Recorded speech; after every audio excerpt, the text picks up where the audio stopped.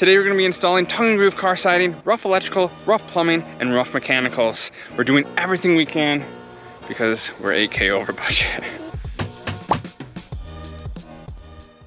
We have a ton going on this week. We're finishing the underside to our front porch, and then the electrical, plumbing, and HVAC roughs are going in. We are not professionals in this area, so we'll not be doing this ourselves. We're hiring contractors, which means we'll be deeper in the hole and we'll have to make up these costs somewhere else.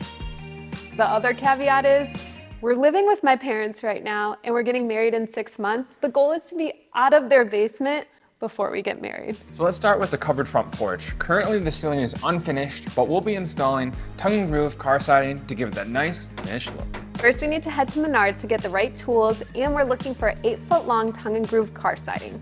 Our front porch area is pretty big, so we need a lot of these boards. When looking through them, we've noticed that some of them are either broken or some of them are warped. If they're warped, they won't fit easily into one another, so we have to be very particular and make sure we get the right ones. We have to get 55 boards, and they're all broken. We're on the hunt for a lot of boards, and we were able to find some good ones, but it took a lot of digging. Next, we gotta bring these boards in and set up the scaffolding. We're borrowing the scaffolding from our drywallers, but we're not sure if we have all the pieces, so it's our first time setting up. Hopefully we set it up correctly, because I'm gonna be up there. Getting the boards and setting up the scaffolding wound up taking a lot more time than we thought. We'll get a fresh start in the morning. Good morning. We got all of our tools, safety glasses check.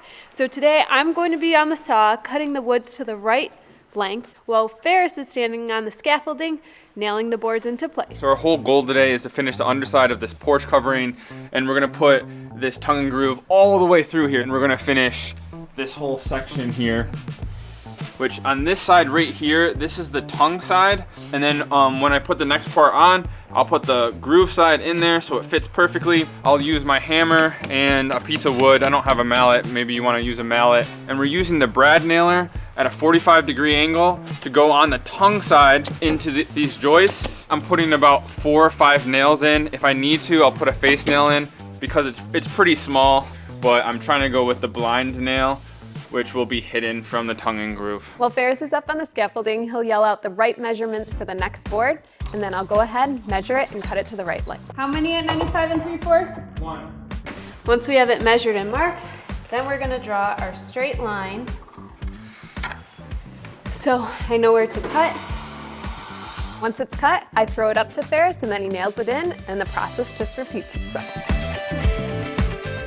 So the platforms on the scaffolding are called picks, and we're gonna have to move those around so I can reach certain areas of the porch.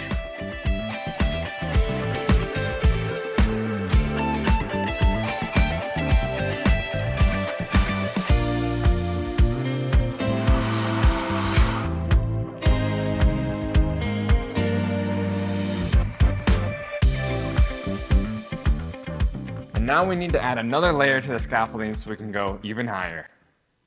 Now at the highest level for the scaffolding. This is scary, bro. Yeah, it looks scary. I do have a slight fear of heights, and this wobbly scaffolding, it's testing that. Yeah, that's never been your thing. You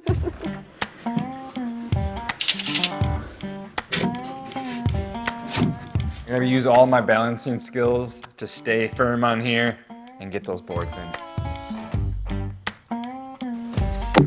Oh.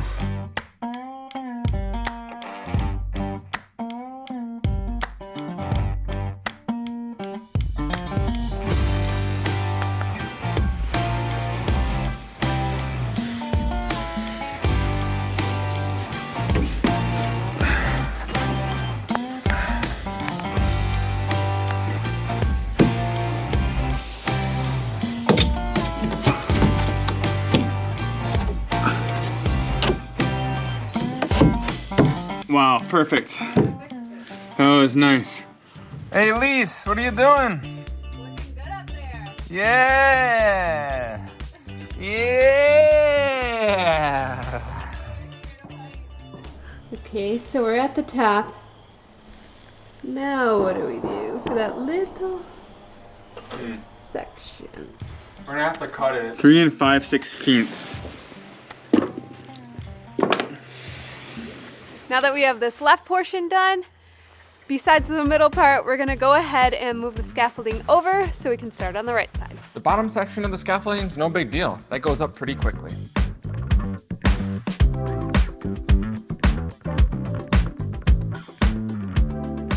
But this higher portion, on the other hand, don't like it too much. Got it?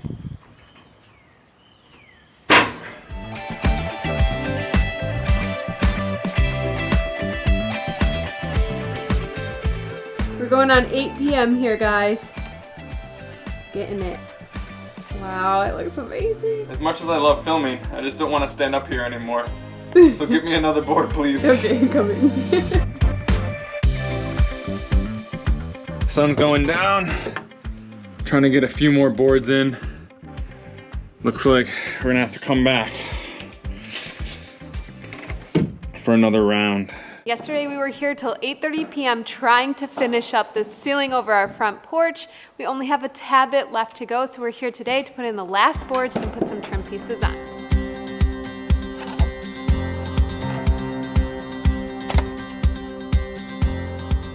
Let's go, baby! It looks so good. I'm so proud of us.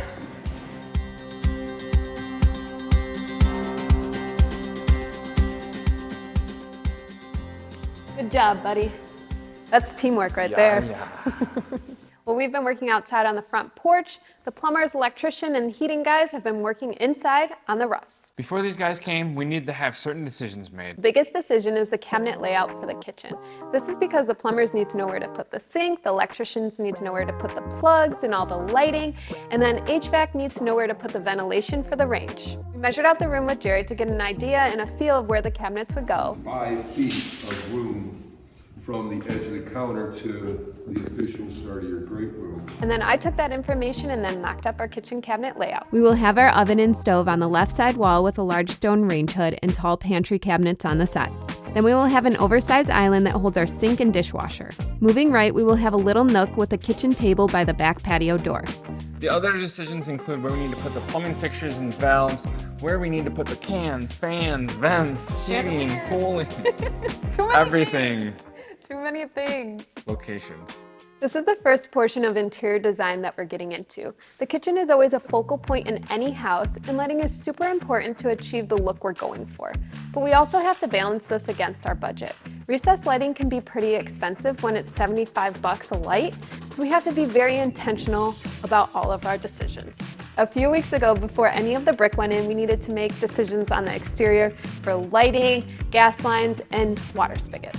Exterior lighting typically goes on your front porch, around the garages, and any walkout area. Some personal details to consider would be outlets for Christmas lights and hoses for watering flowers. Once all the decisions were made, the guys began. Chad, our electrician, was explaining how the garage electricals work. Switches and then a GFI, a dead front GFI here that you won't be able to plug in anything to, but it protects your garage door open. And the opener will be right above the switches.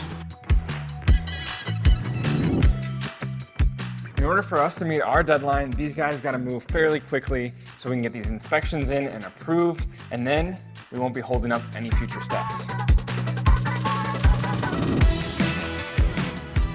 After the garage, Chad moved into the living room to put in the recessed lighting in our cathedral ceiling. We decided to put 8 lights here with a chandelier to make sure it's well lit. While the guys continue to work on the roofs, our fireplace has arrived and we need to put it in ourselves so we can have the plumbers hook up the gas line to it. We went with the ventless Madison 48-inch artisan fireplace. We think it provides a modern look while still being a good value at $3,000. You gotta get by on this. Yeah. Normally, if you're working with a builder, they'd buy the fireplace through a fireplace distributor, and the distributor would come out and install it for you. But in our case, since we are the builders, we're getting it online for a cheaper cost, but we'll be doing the installation.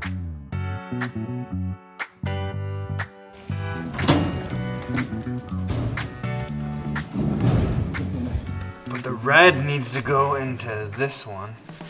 And the white goes to the brown, which I see. In the comments, let me know if you guys like Ferris's shoes. With my quad hoppers.